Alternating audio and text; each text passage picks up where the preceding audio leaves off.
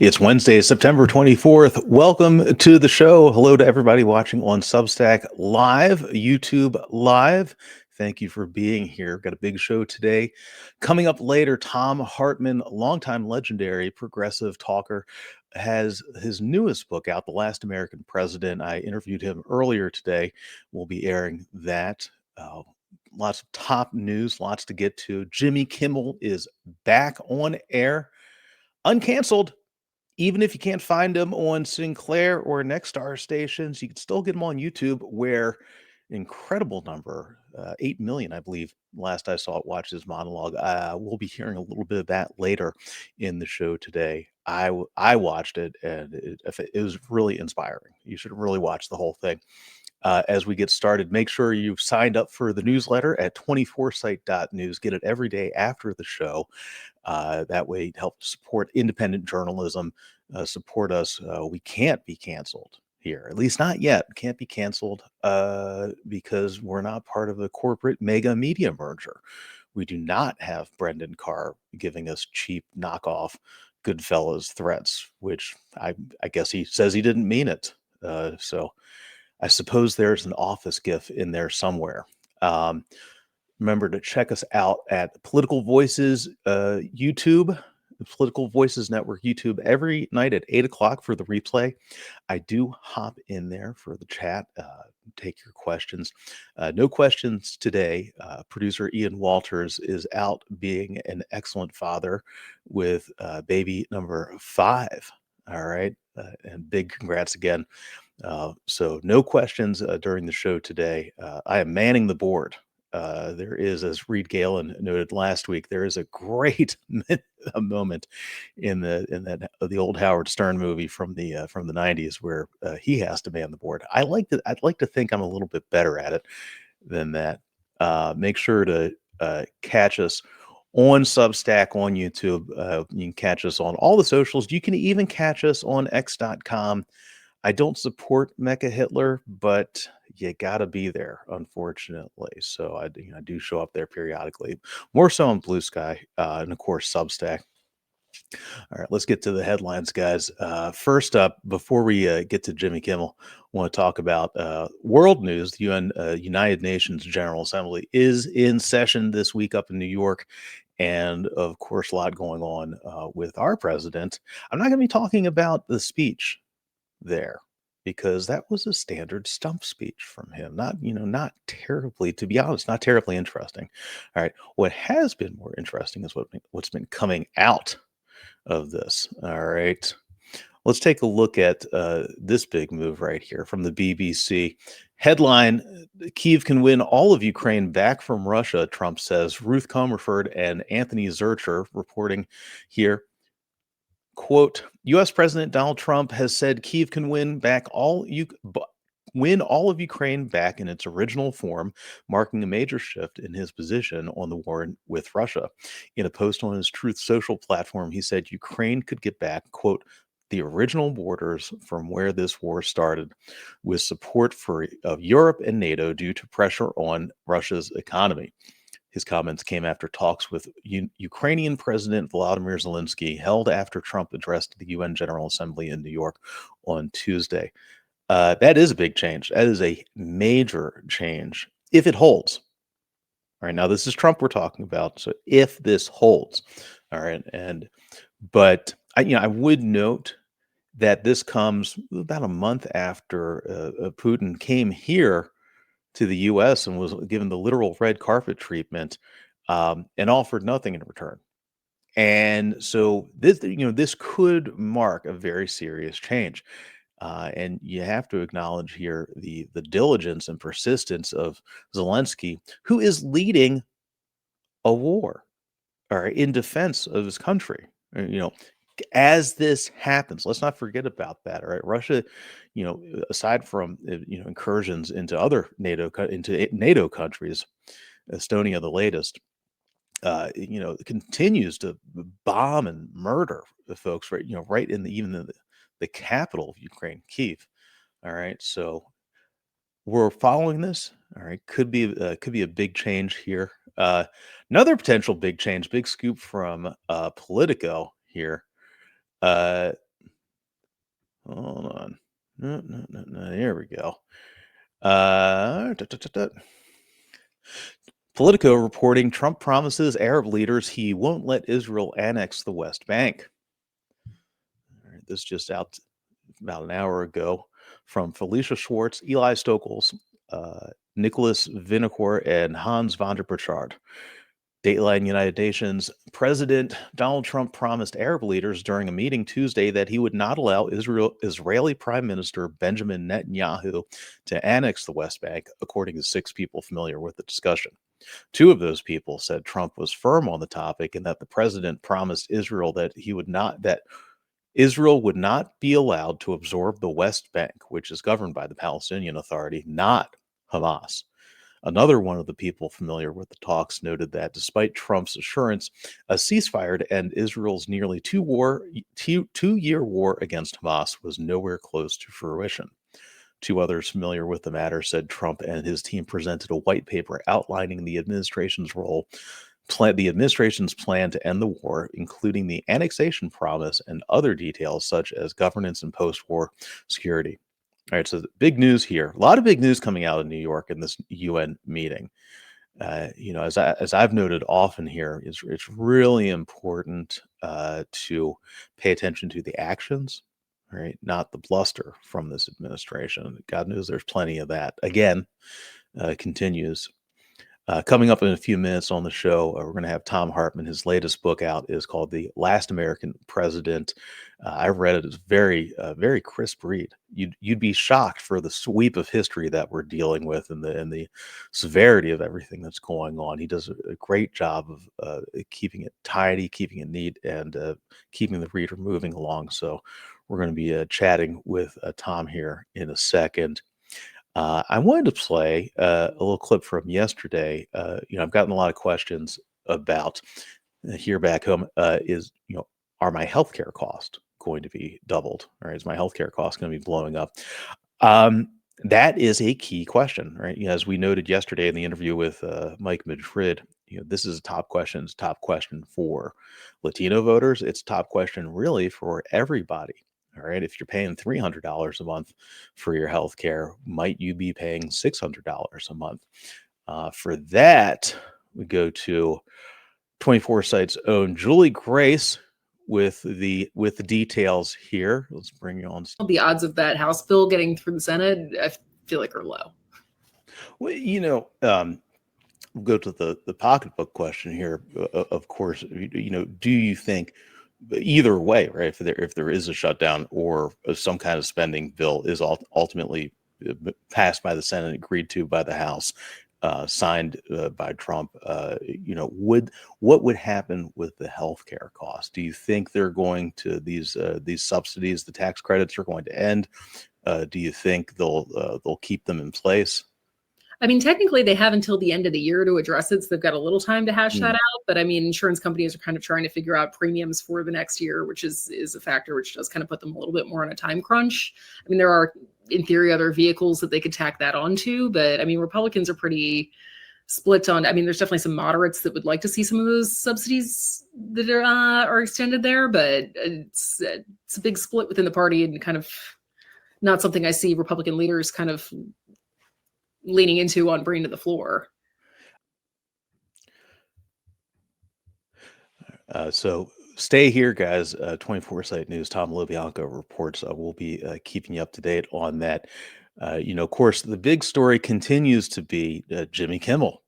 Shockingly, I grew up at a time when Jimmy Kimmel was the guy who hosted the Man Show on Comedy Central. Okay. He's something significantly different now. He is a First Amendment icon, and he delivered a historic monologue last night on his return. Let's hear from him. To stand up to it. I've been hearing a lot about what I need to say and do tonight, and the truth is, I don't think what I have to say is going to make much of a difference. If you like me, you like me. If you don't, you don't. I have no illusions about changing anyone's mind. But I do want to make something clear because it's important to me as a human, and that is you understand that it was never my intention to make light of the murder of a young man. I don't think there's anything funny about it. I posted a message on Instagram on the day he was killed, sending love to his family and asking for compassion, and I meant it, and I still do. Nor was it my intention to blame any specific group for the actions of what it was obviously a deeply disturbed individual.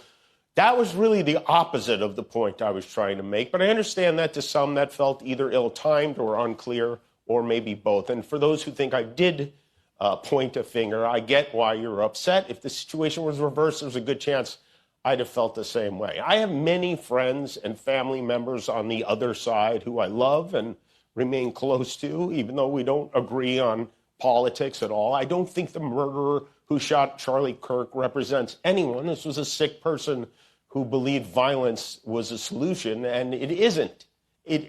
Ever. And also, selfishly, I am a person who gets a lot of threats. I get many ugly and scary threats against my life, my wife, my kids, my coworkers because of what I choose to say. And I know those threats don't come from the kind of people on the right who I know and love. So that's what I wanted to say on that subject. But I don't want to make this about me because, and I know this is what people say when they make things about them, but I really don't. This show is not important. What is important is that we get to live in a country that allows us to have a show like this.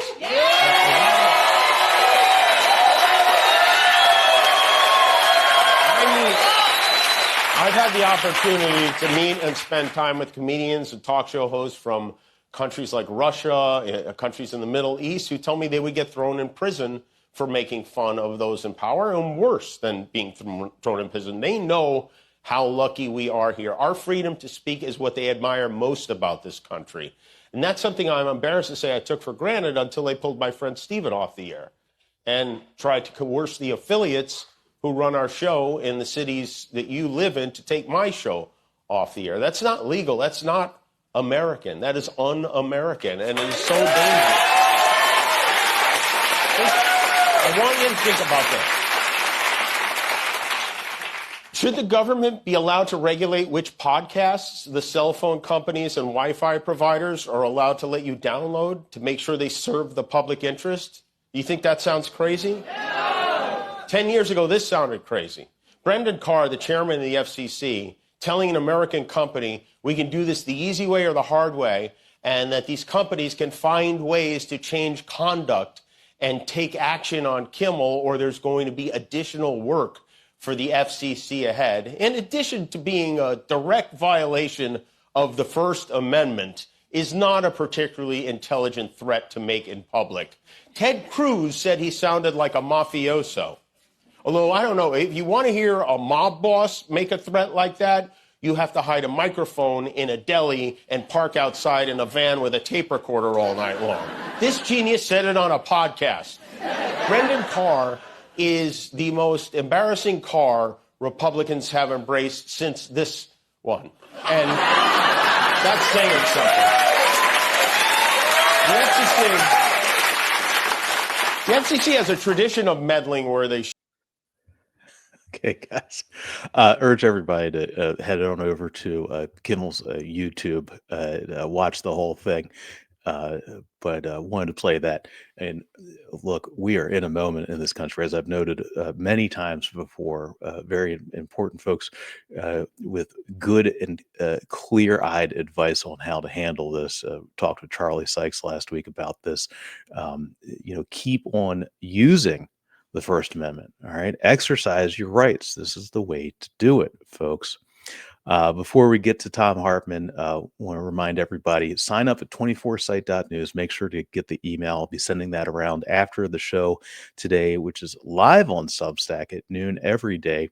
You can catch the replay at Political Voices Network, 8 p.m. Eastern time. I do hang out in the comments over there. And, if you got questions, I try to get to them. I don't hit all the comments in there because not all of them I want to hit. That's a free speech thing. But I do like to engage with folks. I'm really glad that you're here. All right. And of course, a huge thanks to Juliegrace for her continued reporting out of the Capitol. Are we going to, what's going to be happening with healthcare? All right, guys, you got to pay attention to this. Are we going to have a government shutdown? We're going to find out in the coming days leading into next week. But more on that as it develops. All right, now really excited to bring on Thom Hartmann. I interviewed him earlier today with the release of his latest book, The Last American President. Hartmann has been a long time voice on the left, long time progressive leader, top talker on this, very incredibly well versed. If you don't catch his program, the Thom Hartmann program, you can catch it on most radio networks around the country, Sirius XM here online, wherever fine online programming is offered. Let's get to Thom. Joining me now, Thom Hartmann, longtime host of the Thom Hartmann program. Thom, thanks for being here, man. Hey, Tom, thanks for inviting me. So, your latest book, you have been warning about what we are witnessing right now for decades, really. I feel like your latest book just encapsulates it all really well. And bring us up to speed, like, how did we end up with a sitting United States president becoming the censor in chief, the attacker in chief, going after American citizens? How did we get here? Well, it really started in the 1970s. There was a memo that Lewis Powell, who was a tobacco lawyer in Virginia, and in 1972, Richard Nixon put on the Supreme Court, who wrote this memo arguing that since the Great Depression, since the Republican Great Depression, by and large, wealthy people and businesses had ceased to be political. They just kind of backed out of the political arena. They'd been very political during the Roaring '20s, and then when the crash happened, they just we got to get back to business, And so in '71, he was saying, no, wealthy people and corporations need to get into the political arena. We need to take control of the universities. We need to take control of the public education system. We need to take control of the media. We need to build out our own media. We need to take control of the judiciary, all these branches of government, and the ability to influence people. This needs to be our territory. And so, a group of right-wing billionaires set out to make that happen. The most famous of the Koch brothers, but there's a bunch of them.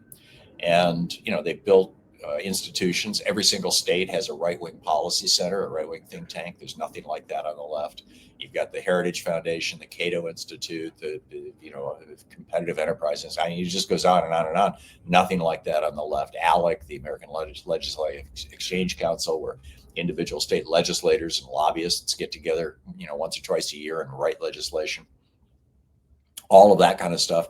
1,500 right-wing radio stations across the country, 3 right-wing television networks, hundreds of right-wing newspapers, the acquisition of local newspapers all across the country by hedge funds based out of New York that have a very specific right-wing political bias. It just goes on and on and on. And Powell laid all this stuff out. And so that was the first step. And then the second part was that 5 Republicans on the U.S. Supreme Court in 1978 voted for and passed, or whatever you call it, a decision is called Bellotti versus First National Bank versus Bellotti. There was a law in Massachusetts that said that corporations could not engage in politics, basically, unless it affected them. In other words, a bank could lobby, or even run ads for, reducing fees on banking or increasing fees on banking, but they couldn't do it about abortion. Well, the First National Bank of Boston was actually backing an anti-abortion initiative. So they got sued by the Attorney General, Frank Bellotti of Massachusetts. And it went to the Supreme Court, and Lewis Powell wrote the decision, a 5-4 decision, saying that corporations are persons and entitled to free speech protections under the First Amendment, and that free speech protection means that money is the same thing as speech. The more money you have, the more speech you have. And that in '78 really kicked off the Reagan Revolution. That Ronald Reagan 2 years later floated into the White House on a tsunami of oil industry money while the Democrats are still looking around going, hey, what happened? And, that was the beginning of the end, really, of the modern American middle class. At that point in time, when Reagan came into office in 1981, 2/3 of us were in the middle class. 2/3 of us had the equivalent of a good union job, where with one single paycheck, you could buy a house, you could buy a new car every 3 or 4 years, you could take a vacation every year, you could put your kids through school, including college, and you could save enough to retire or have a pension to retire on. And for that matter, back in 1981, you could actually live on Social Security if you were retired. So Reagan blew all that up. He declared war on unions. Union density has gone from a third of us back then. 1/3 of us were unionized, which set the wage floor for the other third of us. That's why 2/3 of us were in the middle class. He cut, we're down to 6% in the private sector union density from 33%. He dropped the top tax rate on the morbidly rich from 74% down to 27%. It's now in the low 30s, but still, and it's riddled with loopholes. He cut the corporate tax rate from 55% down to, as I recall, 35 or 40%, substantially cut it. And what this did is it altered the behavior of these wealthy people in these corporations. They just started hoarding cash and started screwing the middle class. And so now we're in a situation where only 47% of us are in the middle class instead of 2/3 of us. People know they've been screwed. They don't realize that it was Reaganism that did it. And we're still in that Reagan era, by the way. We still have these low tax rates. We still have the deregulation. We still have the corporations having the ability to buy back stock, to manipulate stock markets, something that Reagan legalized in 1983. The result of that is that people are looking around going, my parents were able to do this, but why can't I? Why can't I buy a house? Why do I have a $500,000 in student debt or $100,000 in student, when my parents didn't? And, again, it's Reaganism, it's Republican policy, but nobody knows it. So I put it all in a book. And I would note it's a brisk read, for being some very heavy stuff, comprehensive. You write at a good clip, man. I mean, it moves. Thank you. Well, and truth be told, Trump and before him, George Bush and have been masters at using the fact that Reaganism gutted the American middle class to blame it on other people. I mean, the old shtick from the early part of the 20th century was those black people want your job. Then it became those brown people want your job. And then in the 80s, it became those women want your job. And, Trump has revived all that stuff, although he's added in there, those queer people want your job and your kids. And, it's all, let's point the finger out. Let's point the finger at little people. Let's, powerless people, essentially, at minority groups. And when in fact, the destruction of the American middle class has one single sole source, and that's the GOP. It is really astounding to me because, I've been covering Republicans for, more than 2 decades now. And, I'll see bits and pieces of this. I mean, everything you're telling us here, reminds me so much of, what you hear from the Christian right regarding the quote, the 7 Mountains mandate, which is another version of this, creating a parallel society, a non-secular society, which is, what we're witnessing right now. I mean, I am forever shocked to find not only Prager University, showing up in every advertisement I have, across every platform, but like constantly recommended, and then like normal people citing it as though it were correct. It's just really stunning to me. Well, these right-wing billionaires have taken over these social media sites or built them. I mean, Zuckerberg and Yahoo Google owns YouTube. And I remember back almost a decade ago when YouTube changed their algorithm to not promote left-wing sites. Alternet was the #1 progressive website in the country at that time, and their web traffic in 6 months dropped by 70%. They went bankrupt. Went out of business. Wow. They had to sell the site to a for-profit company. It's run by a nice guy, and they do a good job, but it ain't what it used to be. And so on Facebook, on Twitter, or X, on soon TikTok, I'm sure, the algorithms are heavily tilted toward right-wing content, and that's not a mistake. That's an extension of the Powell memo. Wow, that's really something, man. You know, one of the things that you write about in the book, and I know that you're careful with the language on this to specifically say that rotted, not rotten. That is that Trump that the path was cleared by a long-term institutional growing a rot of a deterioration of our guardrails. What do you mean by that? What are we talking about here? Well, the guardrails that we used to have, I mean, respect for the rule of law, respect for individual rights and liberty, respect for free speech. We now have police who are masked. I mean, we have secret police basically. You're not allowed to know who they are. If one of these guys wearing a mask beats you up, you have no way to hold him accountable. You have no idea who he was. There's no record of it. There's no way to track it back. And America was not founded on the idea of secret police. We were founded on the idea of rejecting secret police. Yes. We were not founded on the idea of censoring newspapers. We were literally founded on the idea of rejecting the censoring of newspapers. And in every other media, that has evolved since then.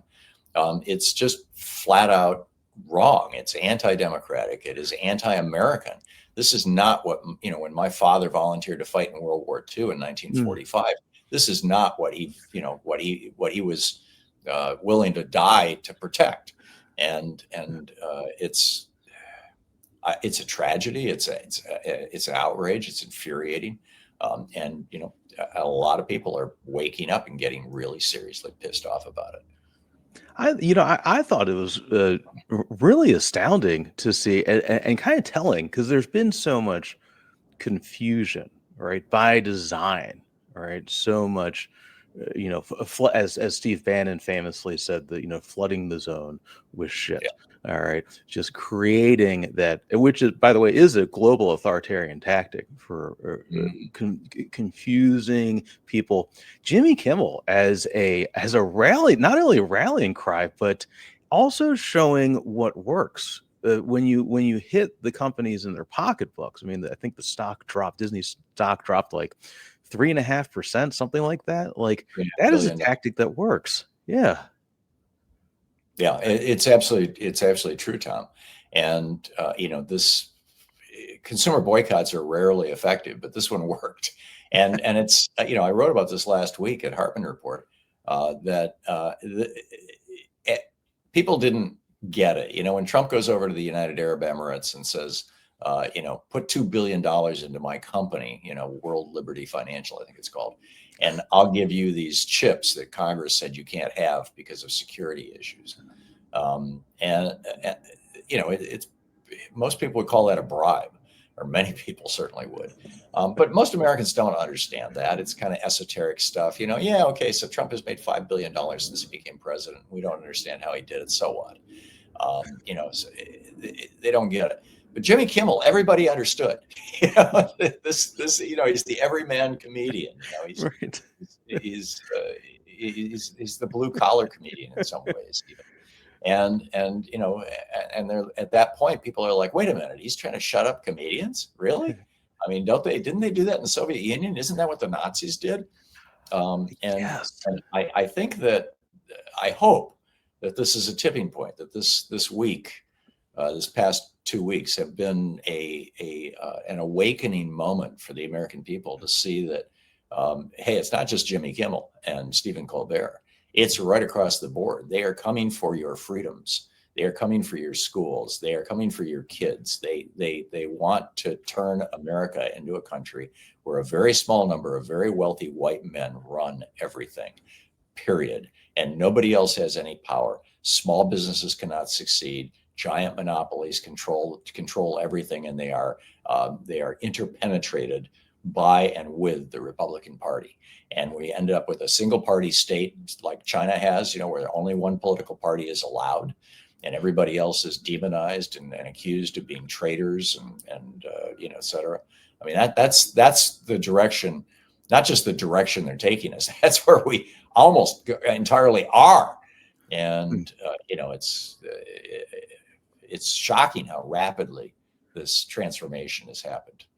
Is it? I want to ask you This is the big question, and in some ways, almost impossible to answer because of how these things happen, right? I mean, in some ways, you won't really know for decades. But are we in a dictatorship right now? Yeah. Yeah, Michael Tomasky wrote an op-ed for the magazine that he's the editor of, The New Republic, day before yesterday, saying that we've hit the tipping point. We're no longer a democracy. Mm. I'm not sure I would go that far, but we're damn close. And his point was voter suppression. I mean, Greg Palast, the BBC reporter who busted Jeb Bush back in 2000 for knocking 90,000 black people off the voting rolls in Florida just months before the election, where his brother won the state by 537 votes, which gave him the White House.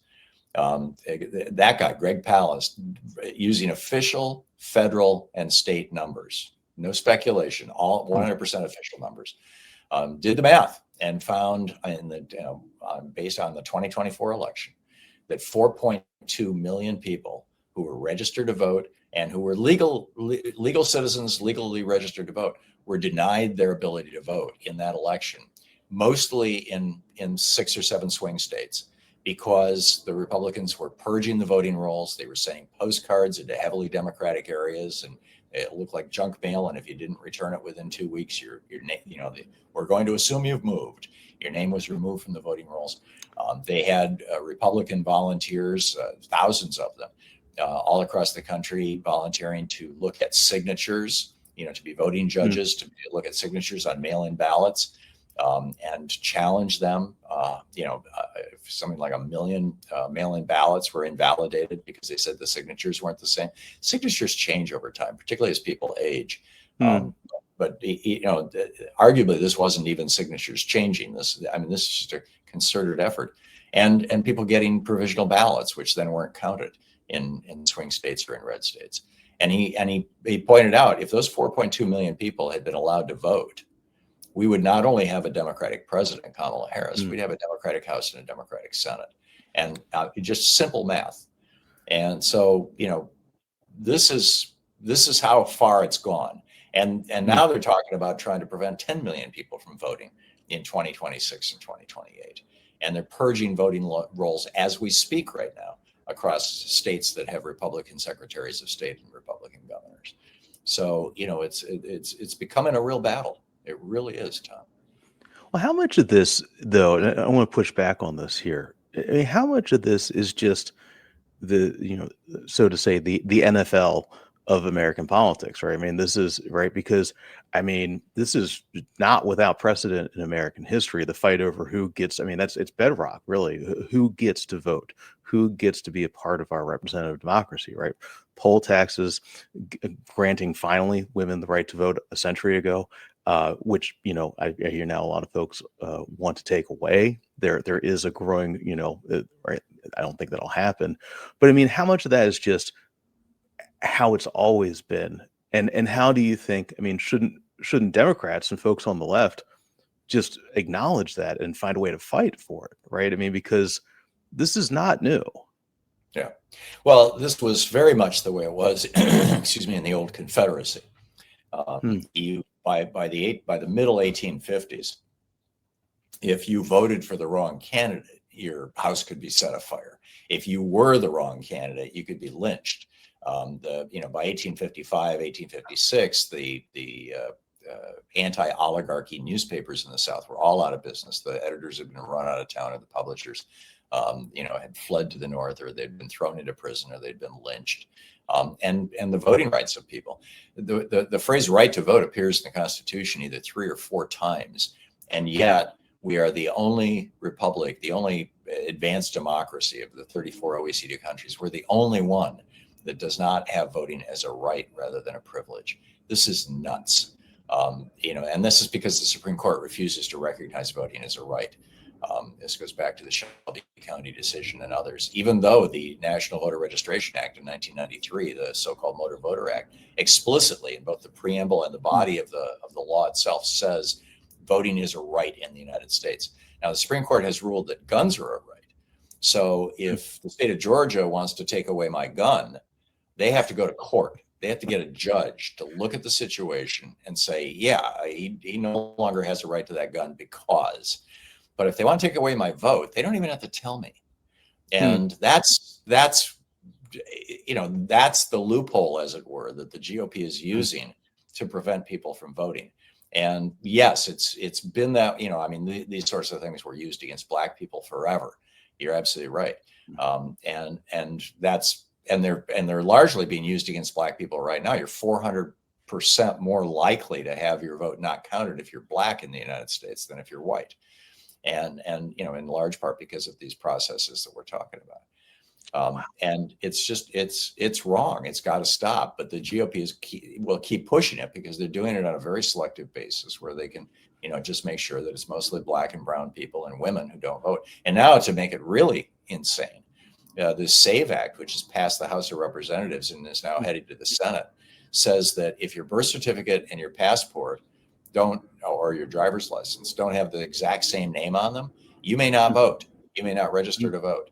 Well, that's, 91 or 92% of American married women, their birth certificate and their driver's license don't have the same name. And most women, I mean, when Louise and I got married 53 years ago, she just took my name. I mean, we just changed everything with the bank and everything else, and you just did it. We never went to a court. We never had a judge officially change her name. So if the SAVE Act passes, my wife won't be able to vote. That's nuts. I mean, they know that women are more likely to vote for Democrats than men, and so they're trying to block women from voting. And like I said, it passed the House of Representatives. So wow, here we are. How what, man? I was reading your Wikipedia, man. You have. Dude, what an adventure in your life. I mean, you've been everywhere, man. I was a hyperactive kid is what it is. It's my ADHD. Seriously.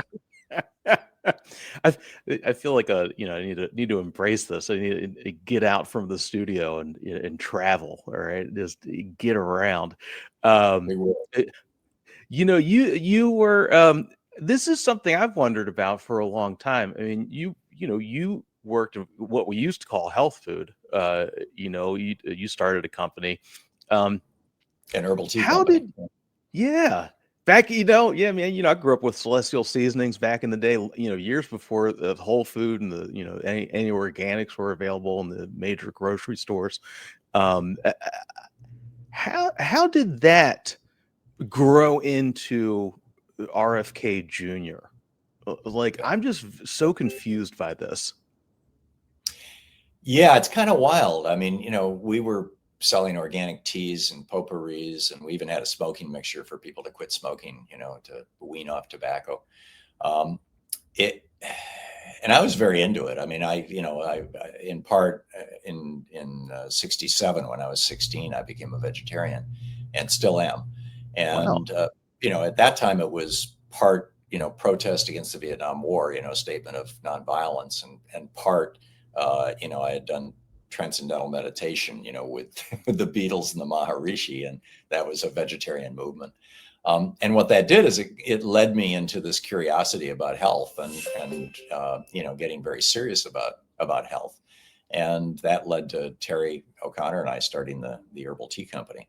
And I think that particularly during COVID, this happened to several people that I knew, kind of lefties who were into the natural foods thing, and the conspiracy crazies around COVID, who were, oh yeah, COVID, it's a bioweapon from China, and we've got ivermectin and hydroxychloroquine and all this stuff, will cure it, and the conspiracy, the whole conspiratorial worldview kind of exploded into the health forums. These kind of QAnon crazies essentially started showing up in big ways. I have a good friend who's a well-known, nationally known lefty comedian, and he and his wife just went down that rabbit hole completely, to the point that they were like, all in with Trump, because Trump was going to break up the cabal that was, the secret societies that were running the world and all this stuff. And I mean, it's just so yeah, they saw it as an opportunity. Here's a market here. Here's a bunch of people who are outside of the mainstream, and so they're more vulnerable or more willing to listen to a non mainstream argument. And so here we are. Wow, man. I'm just flummoxed by it because, so much of it, I mean, everything that I used to know about health food, organics, clean living, is, protecting the environment. All right. Just basics, and now aligned with the oil companies, now Yeah. aligned with everything that's exacerbating climate change. It just, Yeah. man. And Bob Kennedy comes along and says, we've got an obesity problem, a systemic disease problem in the United States, which is true. And it's caused in large part by ultra processed foods, which is true. And I'm going to do something about it. And then he comes out with a report last week that says, we're not going to do anything about it. The big food companies, they own the Republican Party, right? So Kennedy is like, yeah, well, let's talk about Tylenol instead. Yeah, has he been co-opted? Like, which deep state has he been co-opted by? That's my question. I don't know, but I continue to think that putting a former heroin and sex addict who's a lawyer, not a doctor, in charge of the nation's public health is insane on its face. You had a good clip from your show over on your YouTube page I was watching a little while ago about, in response to Trump saying, don't take Tylenol, it's going to make your child autistic, which clearly is not true. All right, that is incorrect, demonstrably. Yeah, the Swedish study is unambiguous. But over 3 million children over a 30-year period, no correlation whatsoever between autism and vaccines or autism and Tylenol. They have a national healthcare system there, so they can easily compile those statistics. There's no scientific consensus for what Kennedy is saying. Well, but you pointed out something damning here potentially, which is that it could create a worse generation by increasing the cortisol, the stress of the pain of this having, right? Which is, it could have just the opposite of the stated desire here. It could make things even worse if anybody actually listened to the president on this. Yeah, and an old friend of mine, a physician, his name is Joseph Chilton Pierce. He wrote a big book back in the 60s called A Crack in the Cosmic Egg. I wrote the foreword for it, in fact. He wrote a book called The Magical Child, which is about childhood development. And one of the things we know is that in utero, the fetus is constantly interrogating mom, saying, what kind of world will I be born into? Will it be a safe world or will it be a dangerous world? And the way that mom communicates that to the developing fetus is through a chemical called cortisol. It's this hormone that is produced by the body in response to stress, along with adrenaline and a few others. The cortisol is the principal one. And what we know, and there's good solid science on this that goes back literally 50 years. What we know is that when mothers are experiencing stress, their cortisol levels go up, and the brains of the fetuses are altered. And we know this from studies, by the way, done during war, mostly during World War II. What happens is that the developing fetus, if there's high levels of cortisol, will strengthen and spend more energy on developing the brainstem, the fight and flight response, the ability to be violent, the reactivity, that part of the brain, and will take resources away from the forebrain, the intellectual part of the brain, the thoughtful part of the brain, the part of the brain, excuse me, where we experience empathy. And on the other hand, if the message from mom is the world is a safe place, which means low levels of cortisol, then you get forebrain development, and hindbrain is, which is normal, and you have normal children. So physical pain produces cortisol. It's a stress, it's a stress response to physical pain. And so here you've got Kennedy and Trump telling pregnant women, don't take a painkiller, if you're in pain, which is going to produce high levels of cortisol in those mothers, particularly if it's chronic pain. And, it's going to alter the brains of their babies because they're trying to avoid altering the brains of their babies. I mean, it's nuts. but I mean, the science is right there. Yeah. You can Google this stuff. This is not, some wacky theory or something that somebody just discovered last week. Yeah, well, thank God for science and knowledge, and the fact that we actually have this at our fingertips, as opposed to having to rely on a not very smart president with potentially ulterior motives. That's just Thom. For anybody who doesn't know where to find you, which I suspect they do, but in case they don't know where to listen to your show, where to find you, where can we find your work? Well, the show stuff is mostly all over at thom.tv, THOM.tv. You can watch the show live there when we're live. There's clips, there's all kinds of stuff. My writing work is mostly at hartmannreport.com. I write a daily newsletter, daily rant, and every Saturday there's a news summary, and every Sunday an excerpt from one of my books. There's also thomhartmann.com, but that's become kind of a legacy site. I haven't updated that site in probably 6 or 7 years. And legendary. I enjoy watching the YouTube, man. Actually, I'm taking a lesson from some of your mid-range YouTube clips here. Not the full show, not the shorts, but like just a couple minutes. I feel like that's hitting right in the sweet spot for a lot of people. Great. Glad to hear that. Thom, thanks so much for being here, guys. Check out Thom's latest book out now. It's The Last American President. All right, it's a good read. Brings you up to speed on everything. Don't let the flood of shit wash you out. This one's clear, cuts right through it. Thanks, Thom. Thanks for having me. Thanks, man.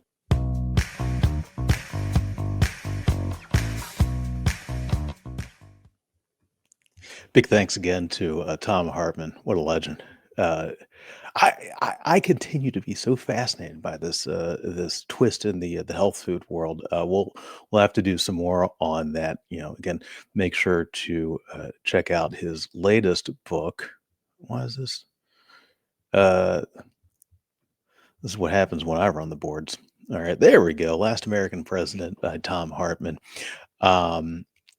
Before we wrap for today, want to do a quick check-in on some developing news we got going here. I'm sure you probably heard about. There is an incident. There has been a shooting at an ICE facility in Dallas. Let's check in on the latest from good news sources, CNN, New York Times, reporting this all live as it happens. Here's the New York Times. Live updates. 1 dead and 2 wounded in Dallas ICE facility shooting. Federal authorities previously said detainees were among the victims and no federal agents had been shot. From J. David Goodman and Hamed Al-Aziz. 1 person was killed and 2 others wounded Wednesday in a shooting at a U.S. Immigration and Customs Enforcement facility in Dallas, law enforcement officials said. The attacker died of a self-inflicted gunshot wound, investigators said at a news conference about 4 hours after the shooting. The head of the Dallas FBI field office told reporters that rounds found near the shooter were marked with messages that were, quote, anti-ICE in nature, end quote. Investigators said at the news conference that no law enforcement officers were injured in the attack, but declined to answer questions about the victims. Tricia McLaughlin, the Assistant Secretary of Homeland Security, previously told Fox News the detainees were among the victims. Officials at the news conference did not offer further details about a possible motive. They disparaged politically motivated violence. And Senator Ted Cruz, Republican of Texas, called for an end to rhetoric demonizing federal law enforcement officers who conduct immigrant operations. We'll have more on that as this develops. Make sure to check in at 24site.news and make sure to check up on all of our socials. I'll be posting as we go on that.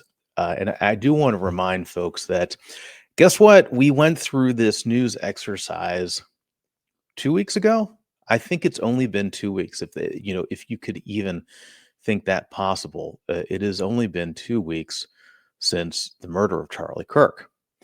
And I would remind everybody about the incredible amount of confusion immediately following that shooting and the incredible amount of political bluster and just outright bullshit that came from a number of sources, not the least of which was the President of the United States himself and his top officials regarding what actually happened. It took many, many days for us to find out anything.